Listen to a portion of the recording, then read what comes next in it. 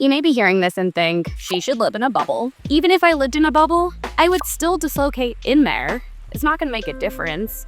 Just sitting here, walking around, laying down, sleeping, all of these activities, I have dislocated joints during. When I say I dislocate my joints every day, it doesn't mean I'm getting hit by a car or that someone's punching me every day. No, it means I'm living my life and I happen to be hypermobile and a little bit extra bendy because I have Ehlers-Danlos Syndrome.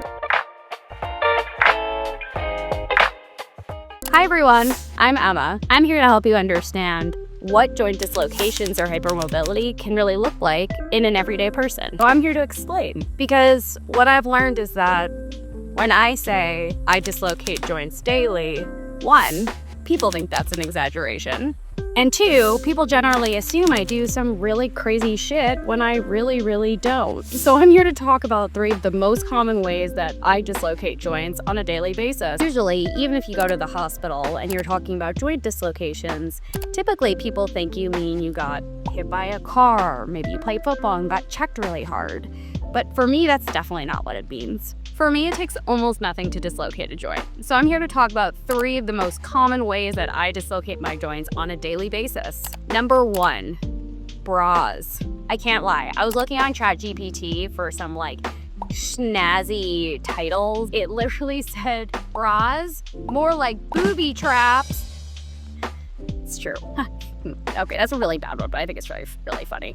But in reality, when you're wearing a bra, the band that goes around, if you think about it, the ribs that sits on top of very frequently will dislocate, especially if it has actual hooks, if it has underwire. All of these things mean that dislocations are much more common. So I typically will look for ones that either have a really wide band, no underwire, thick straps, things that will help to distribute the actual pressure and tension from the bra while still actually providing the usefulness that it needs.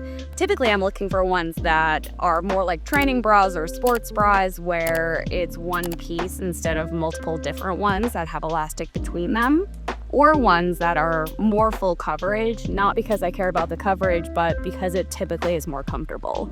In reality, finding bras that are actually comfortable, and by comfortable I just mean doesn't dislocate my ribs, is so hard. I've spent so much money trying different ones. Expensive ones, cheap ones, just specialized ones, all different things, and it's tough.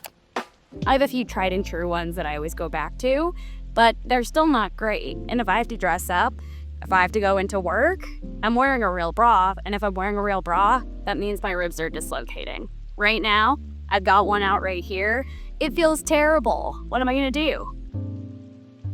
Not a lot. Move on to number 2. So number 2, the second most common thing that will dislocate my joints on a daily basis is writing, holding a pen or pencil. I typically will type almost everything I do every day. I'll keep a notebook and a pen with me when I'm traveling if I need it, mostly if someone needs to use my computer for a presentation, or maybe my laptop's occupied because it's being displayed on the screen. I will almost always take notes by typing if I can. In fact, all through high school and college, I actually had an accommodation that allowed me to type during class, so I was able to take notes and do all of my work on a computer instead of doing it by hand.